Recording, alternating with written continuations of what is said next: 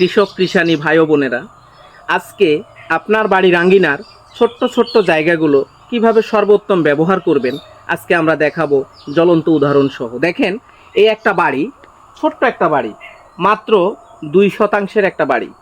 2%-এর মধ্যে উনি মনে করেন 1.5% বা তারও কম জায়গাতে উনি বাসাটা করছেন। পাশে দেখেন দরকার আছে নারিকেল একটা চারা রোপণ করছে। এখানে দেখেন আপনার বাড়ির মরিচের চাহিদা মেটানোর জন্য একটা মরিচের গাছ। এইখানে পাশেই দেখেন একটা পেঁপের গাছ। এরপরে আসেন, পড়ে রয়েছে সীমানা প্রাচীর।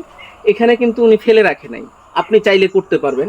কুমড়া, চাল কুমড়া যেটাকে বলি, দেখেন তুলে দিয়েছে গাছ, ফলেছে সোনাই সোহাগা ফসল। দেখেন এইখানে অনেক কুমড়া, যেটা আমরা আমাদের পারিবারিক পুষ্টির চাহিদা মিটায়ও আমরা কিন্তু বাজারে বিক্রি করতে পারি। এরপরেও আসেন, দেখেন এই পাশে পড়ে রয়েছে এক টুকরা আমি ঘরের চালা। এই চালা ফেলে না রেখে আমরা এখানে সিমের গাছ অথবা কুমড়া জাতীয় যে কোনো সবজি কিন্তু রোপণ করতে পারি।